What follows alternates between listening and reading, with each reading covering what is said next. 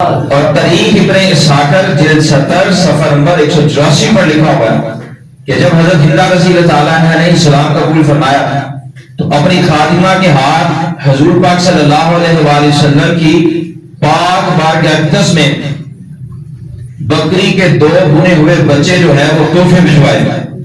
جب خادمہ لے کر بارگاہ مصطفیٰ صلی اللہ علیہ وآلہ وسلم میں حاضر ہوئی، وہ جو تحفے تھے وہ بارگاہ میں پیش کیے تو حضور پاک صلی اللہ علیہ وآلہ وسلم نے ان کو قبول بھی فرمایا اور امیر معاویہ رضی اللہ عنہ کی والدہ حضرت ہندہ رضی اللہ عنہ کو دعا سے بھی نوازا.